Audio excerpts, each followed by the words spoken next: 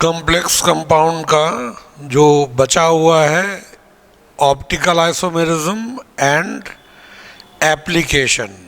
तो optical isomerism इन complexes, complex compound में optical isomerism, तो इसको हम लोग ऑर्गेनिक में पहले पढ़े हुए हैं, उसी का रेफरेंस लेकर के इसको आगे पढ़ रहे हैं। तो ऑर्गेनिक केमिस्ट्री में हम लोग पढ़े थे जो कंपाउंड्स होते हैं, ऑर्गेनिक केमिस्ट्री में जो कंपाउंड्स होते हैं वो दो तरह के होते हैं, ऑप्टिकली एक्टिव और ऑप्टिकली इनएक्टिव। तो यहाँ कंपाउंड के जगह, ऑर्गेनिक कंपाउंड के जगह हम लोग यहाँ क्या ले लिए, कॉम्प्लेक्स कंपाउंड ले लिए, कॉम्प्लेक्स में पढ़ना है। तो कॉम्प्लेक्स कंपाउंड में जितने भी कॉम्प्लेक्स कंपाउंड है ऑप्टिकल रोटेशन के आधार पर, यानी प्लेन पोलराइज लाइट के प्रति उसका क्या बिहेवियर होता है, ये तो पता है। प्लेन पोलराइज लाइट भी पता है कि ऑर्डिनरी लाइट जो होगा, ऑर्डिनरी लाइट जो हर डायरेक्शन में वाइब्रेट होता है, उसको हम लोग निकोल प्रिज्म से पास करेंगे तो केवल एक प्लेन में वाइब्रेट होने वाले ये बचेंगे, एक ही प्लेन वाले ये बचेंगे।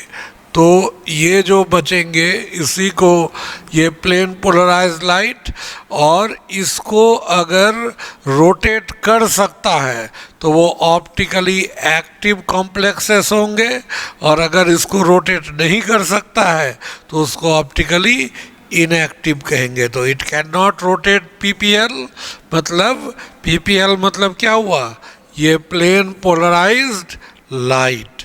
और ऑप्टिकली एक्टिव जो है ये इसको रोटेट करेगा, तो रोटेट या तो इस डायरेक्शन में कर सकता है या इस डायरेक्शन में कर सकता है।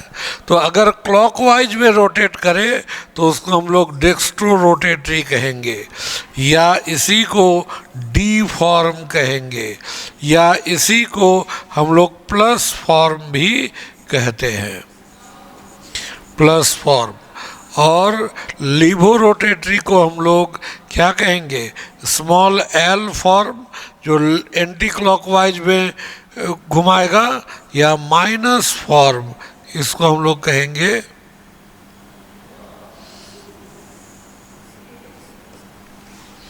ये लीवो रोटेटरी या डेक्स्ट्रो रोटेटरी। अब डेक्स्ट्रो रोटेटरी जो है यहाँ पर ये क्या होगा, ये rotates the PPL in clockwise direction, और levo rotatory rotates the PPL in anti clockwise direction.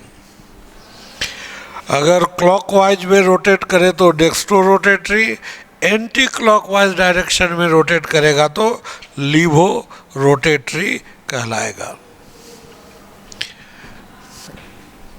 अब कंडीशन क्या है कि ऑप्टिकली एक्टिव कोई कॉम्प्लेक्स कब होगा, तो ऑर्गेनिक केमिस्ट्री में भी ये पढ़े हैं कि ऑप्टिकल एक्टिविटी का ये है कायरलिटी। वहाँ पर हम लोगों ने पढ़ा था 4 elements of symmetry, plane of symmetry, centre of symmetry, axis of symmetry, alternating axis of symmetry.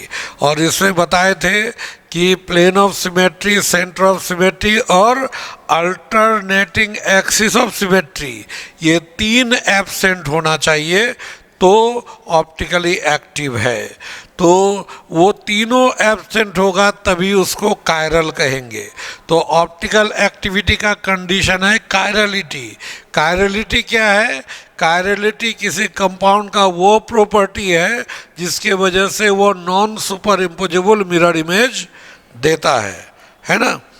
तो chirality is the property of any species due to which it gives non super imposable mirror images of each other, है ना। जैसे हम लोग का ये जो हाथ है, ये दाहिना हाथ और बायां हाथ दोनों एक दूसरे का मिरर इमेज है, लेकिन ये सुपर इम्पोजेबल नहीं है। तो ये दोनों को एक दूसरे का क्या कहते हैं, इनैंसियोमर्स कहते हैं। जो non super imposable mirror image है उसी को इनैंसियोमर कहा जाता है। और तो chirality is the only condition for optical activity of complexes. और कायरलिटी कब होगा?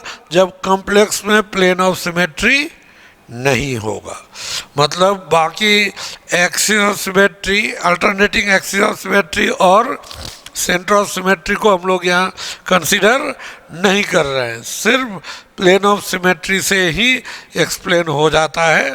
तो the chiral complexes must not contain plane of symmetry, that is the complex must not be divisible into two identical halves। दो equal half में बंटना नहीं चाहिए कि इस तरह से फोल्ड करे तो एक पार्ट दूसरे पार्ट को ढक ले, ऐसा नहीं होना चाहिए। ठीक है, तो अब ये किसमें होगा?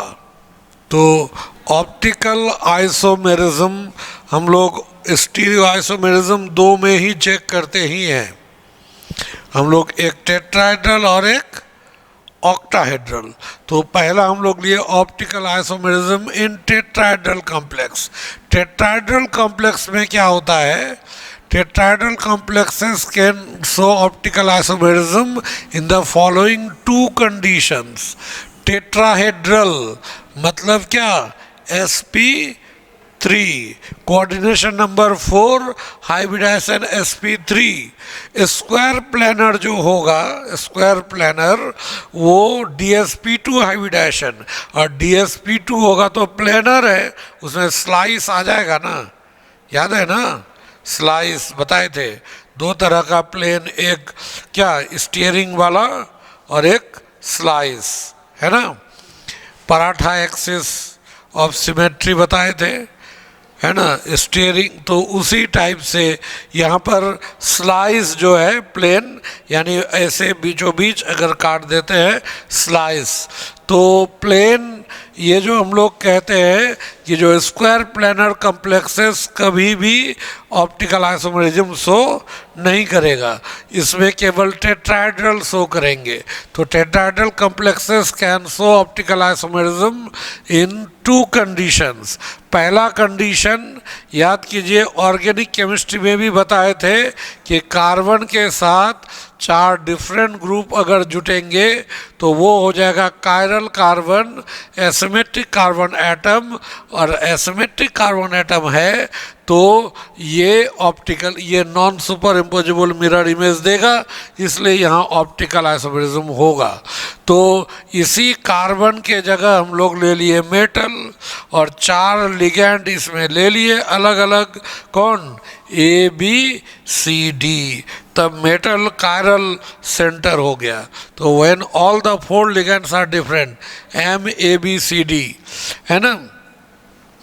तो इसको theoretically it should show optical isomerism as central metal is asymmetric, लेकिन प्रैक्टिकली इससे ऑप्टिकली एक्टिव आइसोमर को अलग किया ही नहीं जाता।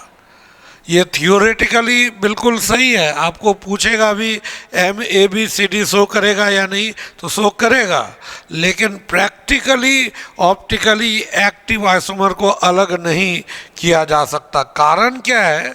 जब मेटल के साथ 4 डिफरेंट लिगेंड होंगे तो चारों का स्ट्रेंथ तो इक्वल होगा नहीं, कोई ना कोई एक लिगेंड वीक हो जाएगा, और जो वीक हो जाएगा मेटल से टाइटली बंधा हुआ रहेगा नहीं, तो वो आसानी से रिप्लेस हो सकता है, इसलिए वो टूटता बनता रहेगा। तो टूटते बनते रहने से फ्लिपिंग हो जाएगा और वो हमेशा मिरर इमेज में कन्वर्ट होता रहेगा। तो it will always exist as a racemic mixture, और हम लोग को ऑप्टिकली एक्टिव आइसोमर अलग कर ही नहीं पाएंगे, इसीलिए, है ना। But in practice such complex are लेवाइल। लेवाइल मतलब रिएक्टिव, कोई एक लिगेंड जो कमज़ोर है उसको आसानी से तोड़ सकते हैं, इस वजह से एक दूसरे में कन्वर्ट होता रहता है, and hence do not show optical isomerism. ठीक है, मतलब practically we are not able to isolate the optically active isomers. ठीक है, वो जब भी रहेगा मिक्सचर के रूप में रहेगा, हमेशा ऑप्टिकली इनएक्टिव फॉर्म में ही रहेगा. ठीक है. और दूसरा कंडीशन क्या है, when two unsymmetrical bidentate ligands are present. Unsymmetrical bidentate ligand मतलब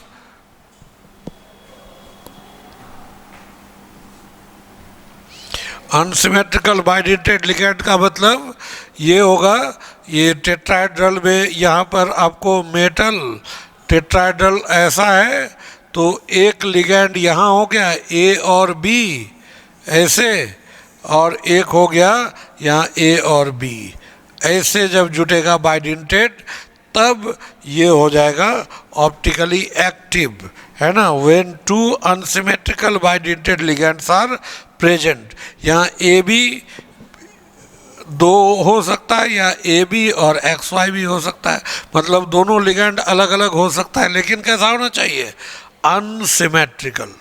ठीक है, अनसिमेट्रिकल बाइडेंटेड लिगेंड होगा तो वहाँ ऑप्टिकल आइसोमेरिज्म हो सकता है. ये दो कंडीशन है किसके लिए, सिर्फ टेट्राहेड्रल के लिए. टेट्राहेड्रल में जब मेटल से 4 डिफरेंट लिगेंड रहेंगे या फिर मेटल से 2 अनसिमेट्रिकल बाइडेंटेड लिगेंड होंगे. ठीक है, ये कंडीशन फिर भी इसका कॉम्प्लेक्स मिलता है, ये कॉम्प्लेक्स तो जल्दी मिलता भी नहीं है. इस तरह का कॉम्प्लेक्स भी लेवाइल होगा, इसलिए बहुत मुश्किल है मिलना. ठीक है.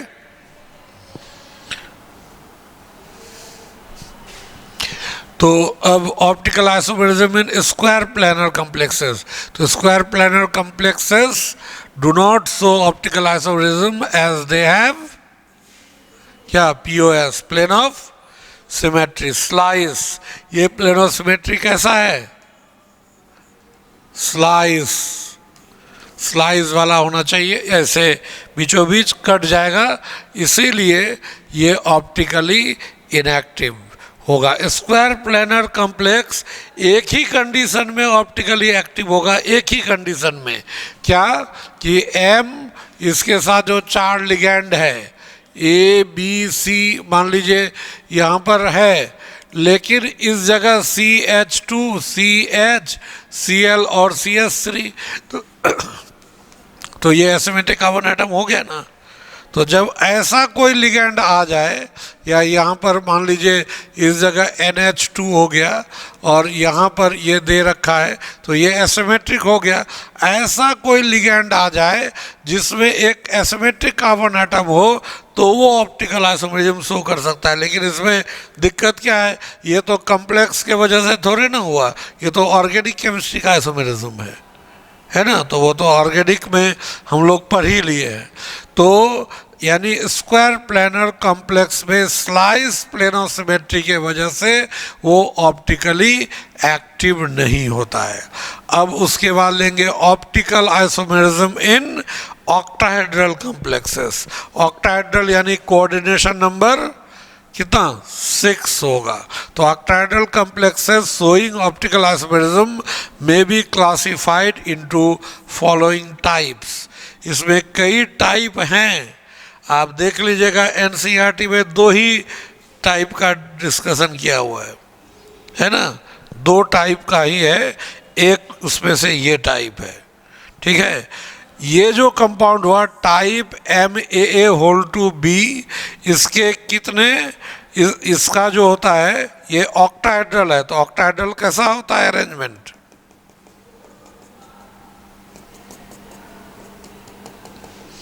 यहाँ पर M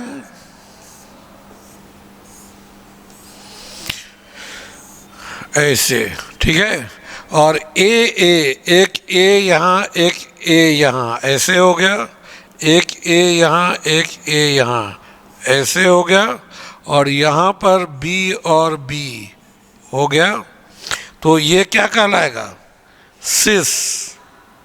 ठीक है, ये सिस क्योंकि इन दोनों के सेम है, इसके बीच 90 डिग्री का एंगल है. और एक जो होगा यहाँ पर इस तरह से हम लोग लेंगे, M यहाँ पर ऐसे, इधर ए और ए ऐसे मिल जाएगा, इधर ए और ए ऐसे मिल जाएगा, और यहाँ बी और इधर बी हो गया। तो ये दोनों के बीच 180 डिग्री का एंगल, ये हो गया ट्रांस। तो देखिए ट्रांस में प्लेन ऑफ सिमेट्री आ गया कि नहीं?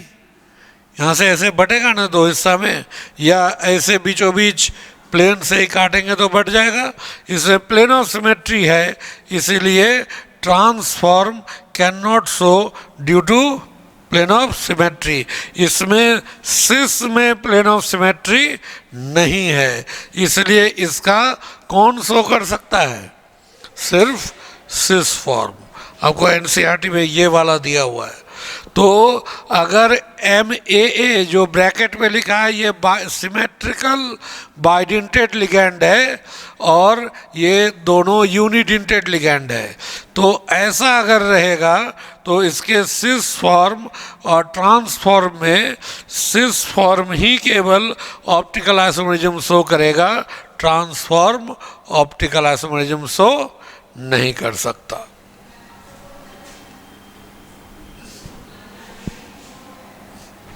ये वही डायग्राम के लिए जगह उसमें छोड़ा हुआ है, तो डायग्राम हम बना ही दिए थे, है ना। इसमें जो पेज था इसमें इस तरह से ना, ये जो सिस फॉर्म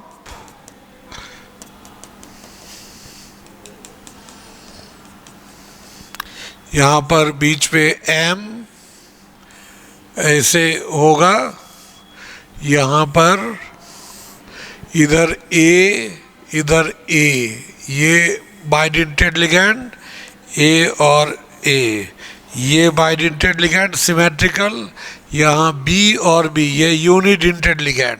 तो यही हो जाएगा सिस फॉर्म, और सिस फॉर्म में POS नहीं है, इसीलिए ये ऑप्टिकली एक्टिव है, और इसका ऑप्टिकली एक्टिव है, और इसका मिरर इमेज क्या होगा? इसका मिरर इमेज जो बनाएंगे हम लोग, ये इस तरह से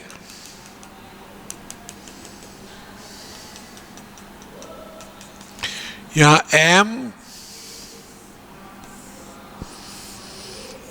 यहाँ पर B, इधर B, और इधर हो जाएगा A, ये मिल जाएगा, इधर A और A ऐसे मिल जाएगा। तो ये दोनों एक दूसरे के ऊपर सुपर इम्पोज नहीं करेगा, उठाकर ऐसे रखेंगे तो सुपर इम्पोजेबल नहीं होगा, इसलिए इन दोनों को एक दूसरे का हम लोग क्या कहेंगे?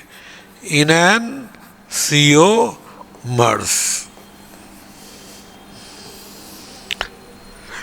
इसको हम लोग इनैनसियोमर्स कहेंगे। और जो ट्रांस है, तो ट्रांस में क्या हो जाएगा? यहाँ पर हम बना देते हैं, ट्रांस में क्या होना चाहिए? यहाँ पर M ऐसे, यहाँ पर इधर A ऐसे हो गया, फिर यहाँ A और A ऐसे, और यहाँ पर B और B। तो इस जगह क्या हो जाएगा? प्लेन ऑफ सिमेट्री दो होगा, एक तो ऐसे कट जाएगा, है ना, और एक स्लाइस के रूप में कटेगा। तो दो प्लेन ऑफ सिमेट्री, और यहाँ पर अगर हम लोग इसका इमेज बनाएंगे तो कैसा होगा? बिल्कुल सुपर इम्पोजेबल हो जाएगा, सेम एकदम आइडेंटिकल इमेज ही बनेगा। यहाँ M, इधर हो जाएगा A और A, देखिए बिल्कुल आइडेंटिकल हो गया, इधर A और A, और यहाँ पर B और B। आइडेंटिकल को ही हम लोग क्या कहते हैं? Super imposable. ये सुपर इम्पोजेबल हो गया, आइडेंटिकल हो गया, और सुपर इम्पोजेबल मिरर इमेज होगा, मिरर इमेज हो गया, यानी कि ये इनैनसियोमर नहीं हुआ, ऑप्टिकली एक्टिव नहीं हुआ, इसलिए ट्रांसफॉर्म ऑप्टिकली एक्टिव नहीं होगा, ऑप्टिकल एक्टिविटी को शो नहीं करेगा, केवल कौन शो करेगा, सिस फॉर्म।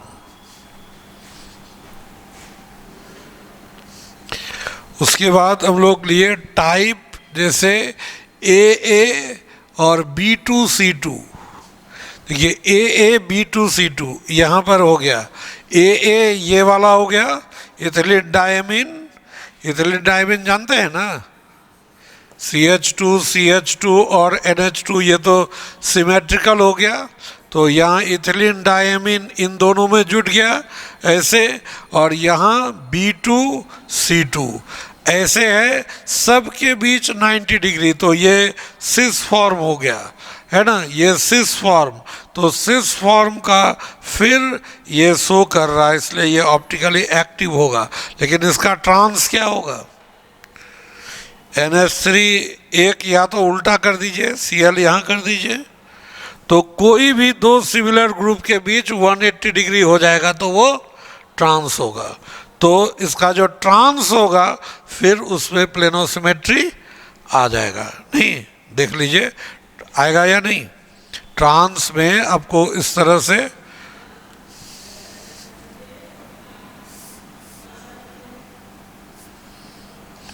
ट्रांस में ऐसा हो जाएगा,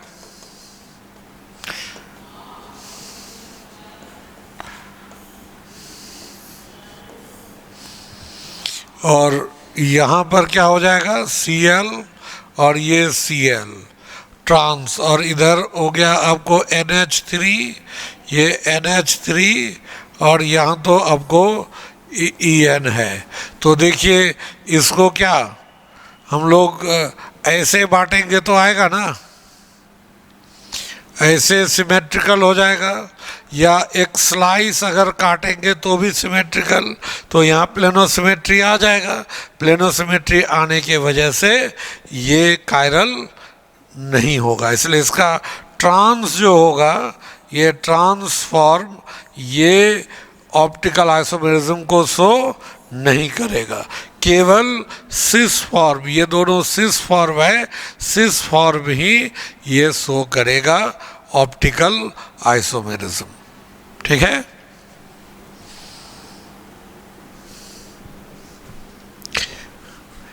और एक ये है, ये भी आपको NCERT में दिया हुआ है, सिमेट्रिकल बाइडेंटेड लिगेंड तीनों ऐसे जुट गया अगर, तो ये इसमें आपको प्लेनोसिमेट्री नहीं आएगा।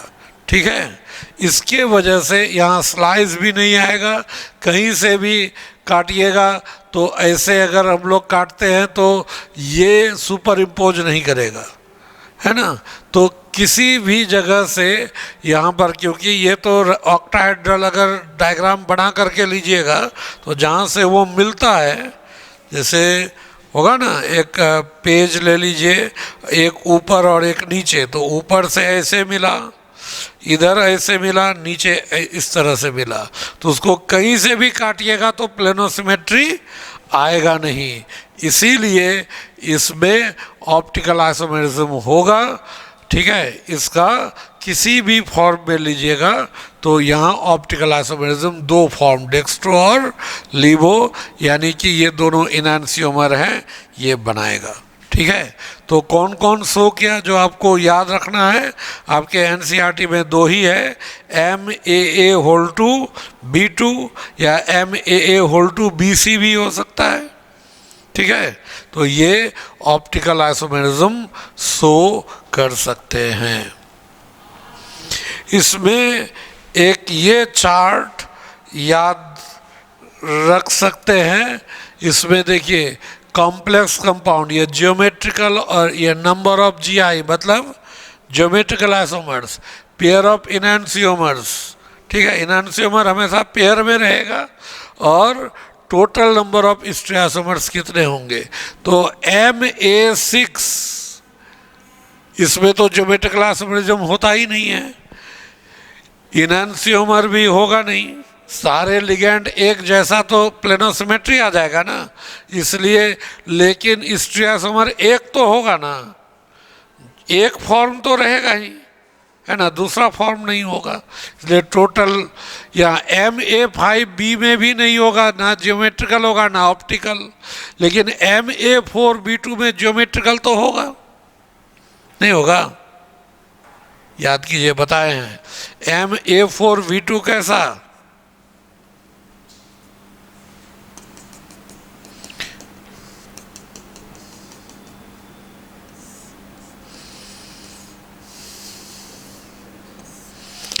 अगर इन सब में A हो जाए और यहाँ B, तो ये ट्रांस हो गया, है ना, और ये ट्रांस, और ऐसा अगर लेते हैं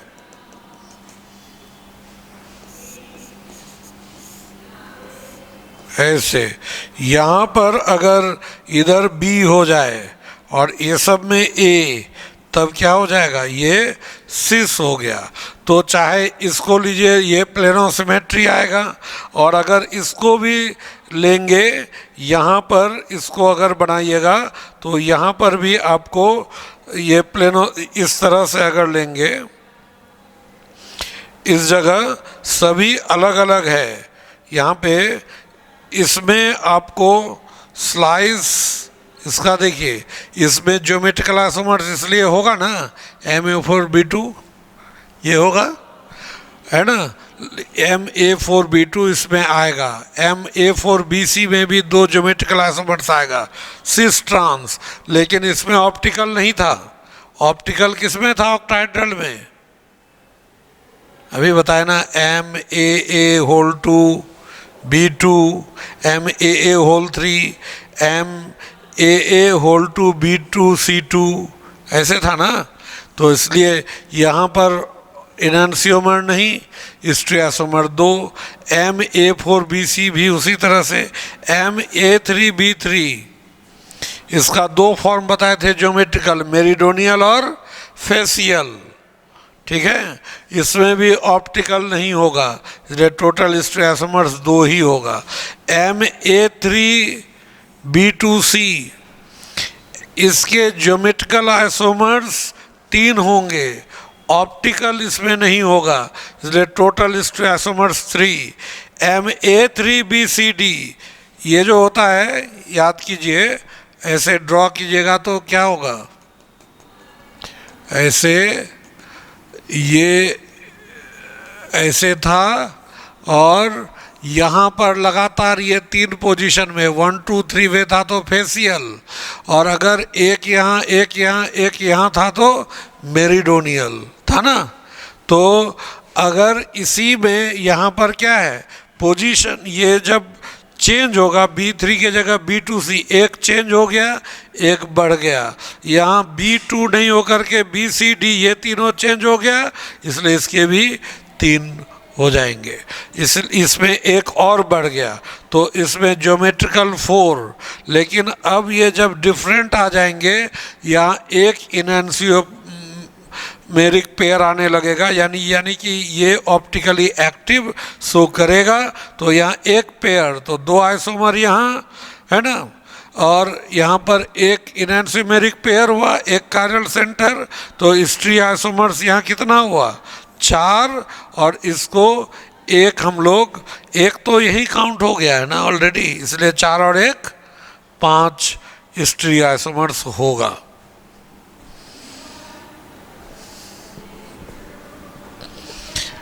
देखिए MA2B2C2 आप हम लोग पढ़े हैं, कौन? ये वाला, ये वाला, ये हम लोग पढ़े हैं, है ना, ये सब, ये आपको NCERT में ये दिया हुआ है, इतना ही। लेकिन ये हम ऐसे चार्ट बनाकर दे दिए हैं।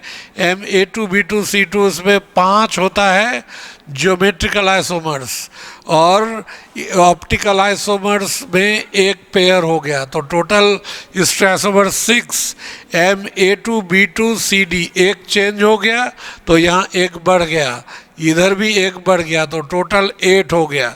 और MA2BCDE इसके 9 ज्योमेट्रिकल आइसोमर्स, और यहाँ पर ऑप्टिकल 6, तो टोटल नंबर ऑफ स्टेसोमर्स कितना हो गया 15। और याद कीजिए हम बताए थे MABCDEF 6 लिगेंड उसका 15 होता है और वो सभी डिफरेंट है, तो ये कायरल हो गया, तो हर एक का मिरर इमेज होगा, तो इसलिए इधर 15 होगा उसका मिरर इमेज, ये 15, टोटल नंबर ऑफ स्टेसोमर्स 30 हो जाएगा। MAA होल 3, इसमें ज्योमेट्रिकल आइसोमर्स एक ही होगा, केवल सिस, ट्रांस का इसमें कोई गुंजाइश नहीं, एक ही फॉर्म है और उसका मिरर इमेज होगा, इसलिए टोटल नंबर ऑफ आइसोमर्स 2 हो गया। MAA होल 2 B2, इसका भी 2 ज्योमेट्रिकल आइसोमर्स सिस और ट्रांस, और इसमें ट्रांस तो शो करता नहीं है, सिस का केवल मिरर इमेज होगा, इसलिए टोटल आइसोमर्स 3 हो गया। यहाँ पर MA2BC, इसमें भी वही है, और MAAB4, इसका ज्योमेट्रिकल आइसोमर्स केवल एक ही होगा, इसमें ऑप्टिकल आइसोमरिज्म होगा ही नहीं। और MAAABCD ये डिफरेंट है, ज्योमेट्रिकल आइसोमर्स 6 और सबके इनैंसियोमर्स होंगे, इसलिए टोटल हो गया 12। और MAAA2BC, इसमें ज्योमेट्रिकल आइसोमर्स 4, 2 इसमें से 2 ऑप्टिकल आइसोमरिज्म शो करेगा, इसलिए टोटल हो जाएगा 6। ये चार्ट याद रखिएगा, और हम तो पूरा बता दिए हैं, आप NCERT में जितना दिया हुआ है केवल उसको अंडरलाइन कर लीजिएगा, है ना, उसको आप लोग पढ़ लीजिएगा, ठीक है। तो ये ऑप्टिकल आइसोमरिज्म के बारे में हो गया, ठीक है।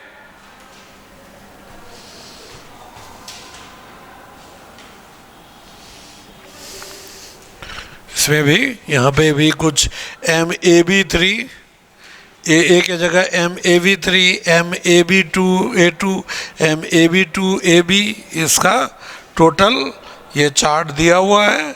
इसमें से एक भी NCERT में नहीं है, लेकिन हमने चार्ट में पूरा लिखा दिया। आप लेकिन नीट के लिए अगर पढ़ रहे हैं तो केवल NCERT में जितना है उसको देखिएगा, अगर JEE मेन और एडवांस के लिए है तब पूरा चार्ट ही देखना पड़ेगा और नंबर तो याद रखना पड़ेगा। अब यहाँ importance and applications of coordination compound. Coordination compound का इम्पोर्टेंस देखिए, कोऑर्डिनेशन कंपाउंड बहुत जगह यूज में होता है और बहुत मतलब एग्जॉस्टिव यूज है। Coordination compounds are of great importance, है ना, वो कहाँ कहाँ अपना रोल प्ले करता है। एनालिटिकल केमिस्ट्री समझते हैं इसको, कोई आयन को, कैटायन या एनायन को पहचानने के लिए, कैटायन और एनायन को पहचाना जाता है, जो डिटेक्शन करते हैं उसको एनालिटिकल केमिस्ट्री में स्टडी करते हैं। Removal of hardness of water, water का हार्डनेस अगर दूर करेंगे उसके लिए हम लोग EDTA इस्तेमाल करते हैं। EDTA क्या है? लिगेंड, जो कैल्शियम और मैग्नीशियम के साथ जाकर कॉम्प्लेक्स बना देता है और कॉम्प्लेक्सेशन के थ्रू हार्डनेस को दूर करता है। उसके बाद इसका यूज है किसमें?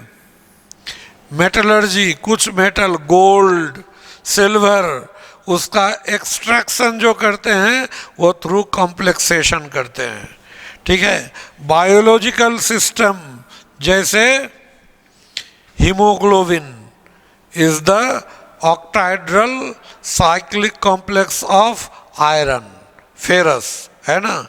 Chlorophyll, magnesium, vitamin B12, cobalt का साइनोकोबालामीन, है ना, तो उसमें क्या हो जाएगा, वह कोबाल्ट के साथ कॉम्प्लेक्स बना रहा है। तो ये अलग अलग जो कॉम्प्लेक्सेस बनते हैं बायोलॉजिकल सिस्टम में, यानी कि हमारे बॉडी में वो कॉम्प्लेक्सेस मौजूद है, ठीक है। इंडस्ट्री, इंडस्ट्री में कैटलिस्ट के रूप में, एडजॉर्प्शन इंडस्ट्री में, है ना, टेक्सटाइल इंडस्ट्री में अलग अलग जगह ये इस्तेमाल होता है कॉम्प्लेक्स कंपाउंड, बहुत जगह कैटलिस्ट के रूप में यूज होता है। उसके बाद फोटोग्राफी में सिल्वर का कॉम्प्लेक्स बनाता है हाइपो के साथ, थायोसल्फेट के साथ। उसके बाद मेडिसिन्स, दवा के रूप में, जैसे एग्जाम्पल में सिस्प्लेटिन कॉम्प्लेक्स कंपाउंड है, तो मेडिसिन के रूप में भी यूज होता है। तो इसका बहुत सारा एप्लीकेशन है। तो देखिए एक एक करके हम लोग, यहाँ क्या है, पहला, most of the transition metal ions combine with ligand to form complexes. जो ट्रांजिशन मेटल है लिगैंड के साथ मिलकर कॉम्प्लेक्स बनाता है और वो इंटेंसली कलर्ड होता है। कैसा लिगैंड होना चाहिए, स्पेशली जो चिलेटिंग लिगैंड होते हैं उसके साथ ये काफ़ी इंटेंस कलर का कॉम्प्लेक्स बनाता है, और वही कलर से उस मेटल आयन की पहचान की जाती है। ठीक है, तो यही एनालिटिकल केमिस्ट्री का पार्ट है। This property of transition metal is used in the detection and estimation of these ions. जो मेटल आयन है अलग अलग लिगैंड के साथ मिलकर अलग अलग कलर का जो कॉम्प्लेक्स देता है, वो कलर से हम मेटल आयन का डिटेक्शन कर सकते हैं। जैसे उसका एक एग्जाम्पल है ब्राउन रिंग कॉम्प्लेक्स, ये जानते होंगे आप लोग। नाइट्राइट और नाइट्रेट आयन का टेस्ट के लिए होता है ना, कि एक हम लोग कंटेनर में इस तरह से हम लोग क्या करेंगे, यहाँ पे नाइट्रेट सॉल्ट ले लेंगे, इसमें थोड़ा सा एसिड मिला देंगे और एकदम साइड से धीरे धीरे यहाँ पर मतलब फेरस सल्फेट फ्रेशली प्रिपेयर्ड मिला देंगे और साइड से धीरे धीरे H2SO4 एकदम धीरे धीरे, एकदम इससे सटा हुआ, एकदम धीरे धीरे यहाँ से क्या होगा, ये गिरता जाएगा धीरे धीरे। और जहाँ जंक्शन होगा इस जगह क्या होगा, एक ब्राउन कलर का रिंग बन जाएगा, है ना। और वो ब्राउन रिंग बना तो ये जो सॉल्ट होगा या तो नाइट्रेट होगा या नाइट्रेट होगा। तो ये जो ब्राउन रिंग कॉम्प्लेक्स यही है, brown ring complex FeH2O5NO। NO का यहाँ NO प्लस होता है, बताए थे ना, आयरन में NO प्लस के रूप में रहता है। और यहाँ कलर किस वजह से होता है ये भी बताया, charge transfer, CT charge transfer. हम बताए थे कि इसमें DD ट्रांजिशन हो सकता है, लेकिन यहाँ उससे कहीं ज़्यादा इंटेंस कलर होता है just because of charge transfer. दूसरा, ये सल्फाइड, आपको ऑर्गेनिक केमिस्ट्री में पढ़े थे ना, क्वालिटेटिव एनालिसिस पढ़ाए थे ना। सल्फर वो क्या, लेसाइंस एक्सट्रैक्ट, ऑर्गेनिक कंपाउंड, उसको सोडियम के साथ लेकर, है ना, गर्म करके फिर उसको चूर्ण करते हैं।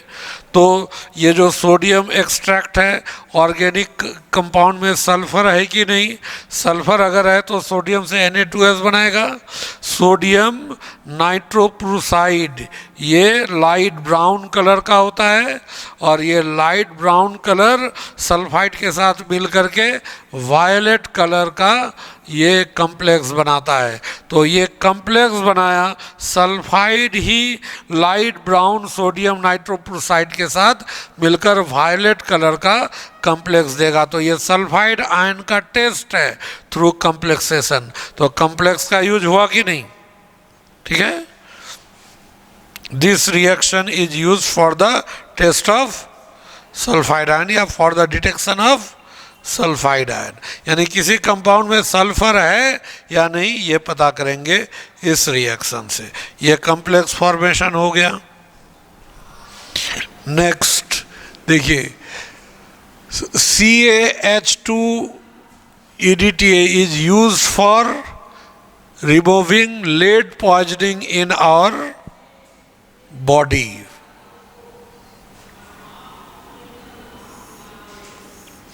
ये लेड पॉइजनिंग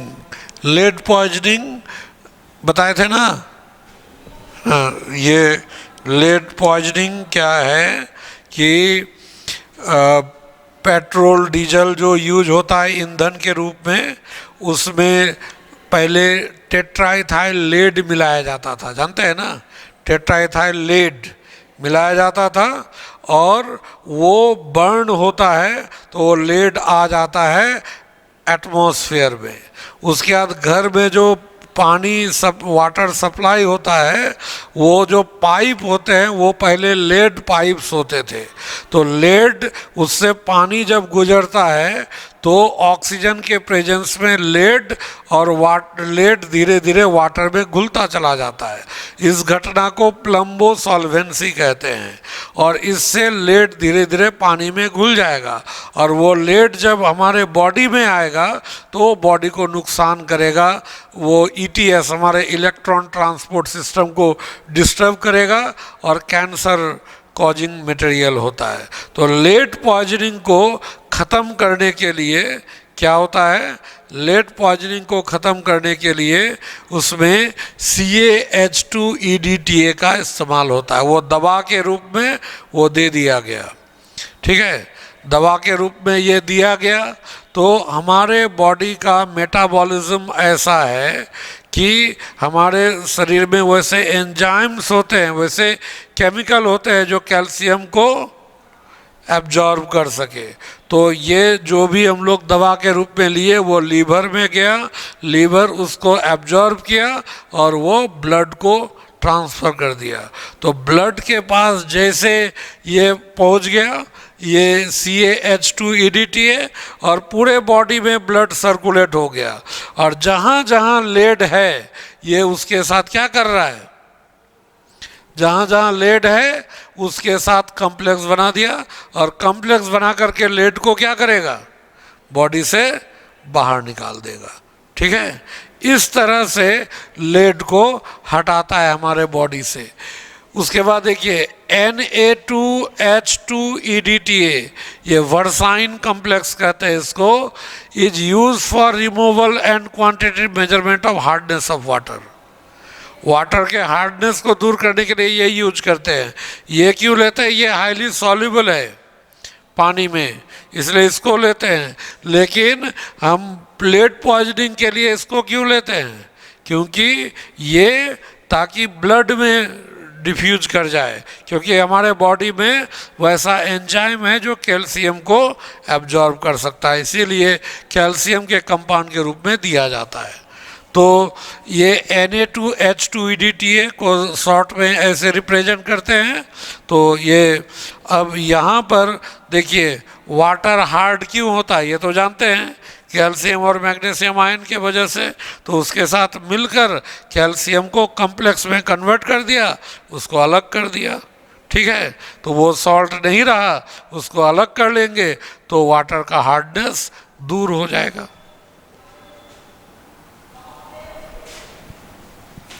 ठीक है। ये उसी तरह से उसके बाद ये वही चीज़ हम बताए, extraction of metals like silver and gold involves the formation of complex. देखिए सिल्वर या गोल्ड नेचर में फ्री स्टेट में भी रहता है, लेकिन उसमें कुछ इम्प्यूरिटीज़ रहते हैं, कोई कंबाइंड स्टेट नहीं। तो AgNaCN के साथ O2 के प्रेजेंस में देखिए कॉम्प्लेक्स बनाया, और इस कॉम्प्लेक्स का रिएक्शन किससे कराया, ये हुआ कि अगर सिल्वर किस स्टेट में है, फ्री स्टेट में, लेकिन सिल्वर अगर अर्जेंटाइट के रूप में है, Ag2S के रूप में, तो भी NaCN के साथ O2 के प्रेजेंस में रिएक्ट करके वो कॉम्प्लेक्स बनाया। और इस कॉम्प्लेक्स का रिएक्शन किससे करा रहे हैं, जिंक से।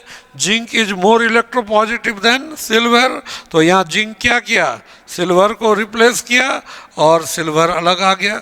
तो ये जो मेटल का एक्सट्रैक्शन किया गया, यहाँ जो ये मेटल है ये इम्प्योर है, लेकिन यहाँ जो मिला हम लोग को क्या मिला, प्योर मेटल मिला। तो ये मेटल का जो एक्सट्रैक्शन हुआ, इसी एक्सट्रैक्शन में कॉम्प्लेक्सेशन यूज हुआ है। तो कॉम्प्लेक्स का फॉर्मेशन यूज हुआ है ना।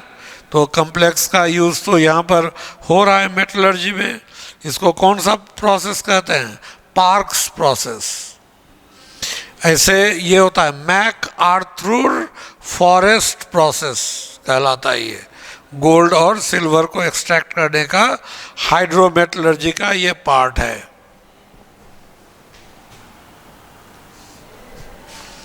देखिए प्यूरिफिकेशन, मेटल का प्यूरिफिकेशन में भी यूज होता है।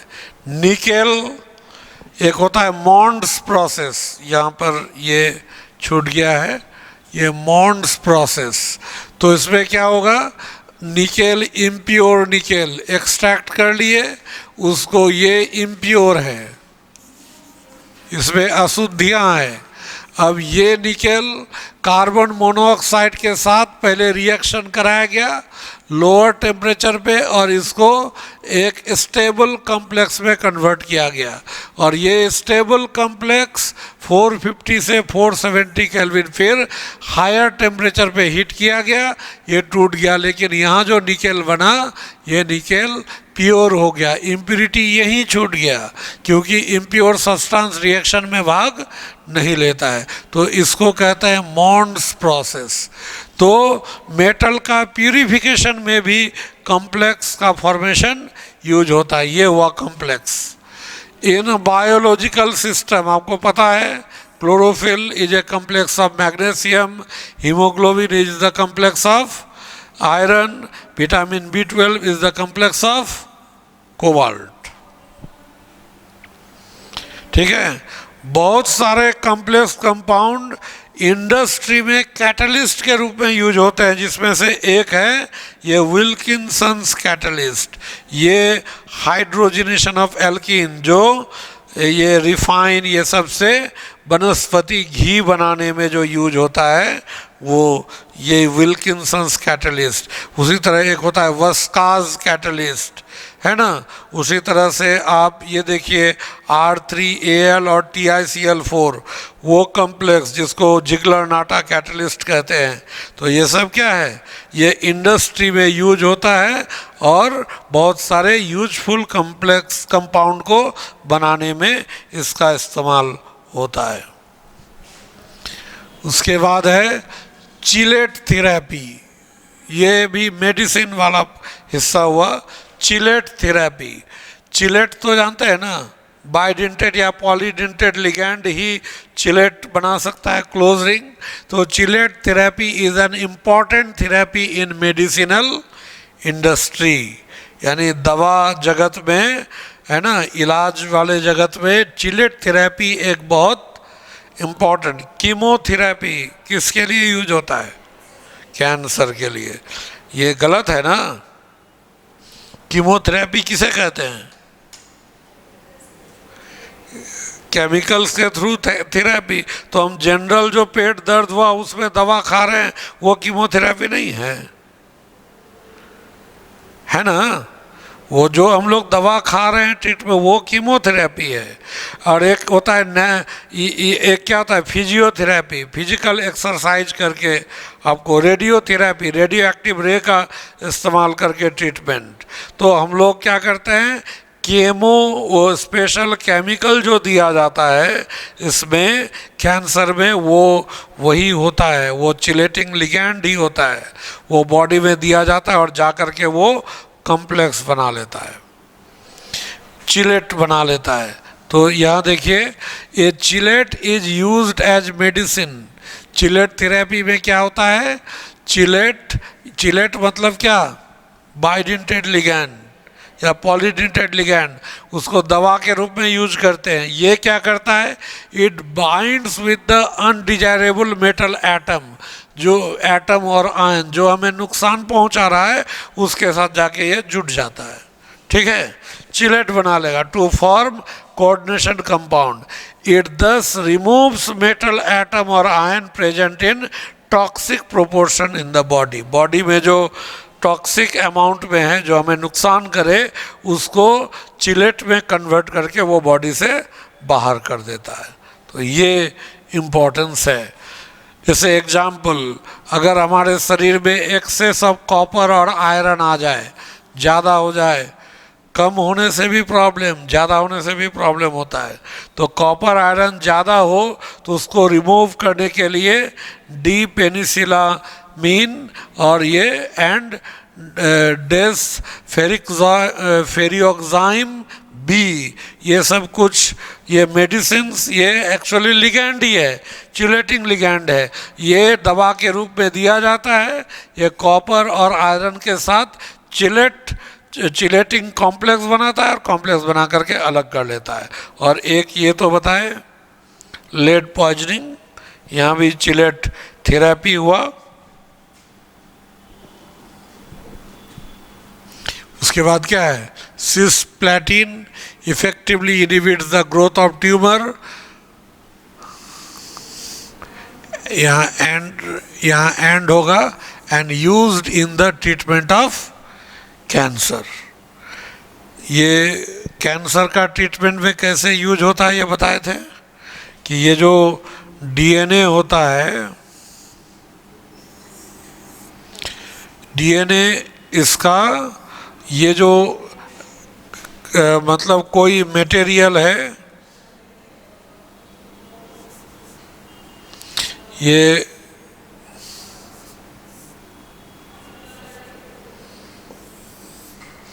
ये मान लीजिए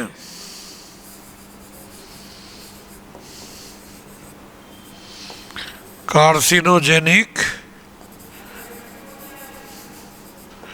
मटेरियल है और ये जाकर के सीधा इसको हीट करता है, और हीट करने से यहाँ पर ये जो है ये दोनों अलग हो जाता है।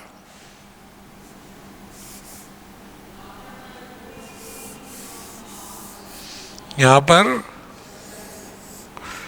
दोनों अलग हो जाएगा और फिर इसका यहाँ पर बना देगा कॉम्प्लीमेंट्री, ये बना देगा, फिर इसका भी ये ऐसे बना देगा, फिर ये टूटेगा, है ना, क्योंकि इसका काम ही है उसको अलग करना, एक साथ रहने नहीं देना। तो फिर ये इस तरह से और मतलब ये इस तरह से होगा, फिर यहाँ पर इसका कॉम्प्लीमेंट्री बन जाएगा, इस तरह से इसका ये बन जाएगा और इसका कॉम्प्लीमेंट्री इस तरह से बन जाएगा। यहाँ भी वही होगा। तो काफ़ी तेज़ी से ये डीएनए में डिवीज़न होता रहेगा, इसके वजह से सेल डिवीज़न काफ़ी तेज़ी से होने लगेगा और किसी एक जगह पे तेज़ी से सेल डिवीज़न होने से वहाँ पर ट्यूमर निकल आता है। तो ये क्या करता है, सिस्प्लैटिन, ये पीटी इधर NH3 और NH3 और इधर हो जाएगा यहाँ पर Cl और Cl, इसके बीच का परफेक्ट डिस्टेंस इतना होता है कि इसके अंदर ये जो होगा ये डीएनए इस तरह से एकदम लॉक हो जाता है और वो लॉक करके रख देगा, उसको क्या करेगा, टूटने देगा ही नहीं, है ना। तो जब ये लॉक होगा खुलेगा नहीं, तो खुलेगा नहीं तो आगे डिवीज़न होगा नहीं, सेल डिवीज़न को कंट्रोल कर देगा। तो इस तरह से सिस्प्लैटिन कैंसर थेरेपी में इस्तेमाल होता है, ठीक है। तो this is all about coordination compound. ये ख़त्म हो गया, ये टॉपिक ख़त्म हो गया, है ना। अब हम लोग इस पर क्वेश्चंस करेंगे, ठीक है। इसमें हम लोग अगले क्लास में जितने ये लगभग इसमें 100 से ज़्यादा क्वेश्चंस है, जितना पीछे लास्ट एग्ज़ाम में आया हुआ है, तो सारे क्वेश्चंस हम लोग आगे करेंगे इस पर, ठीक है।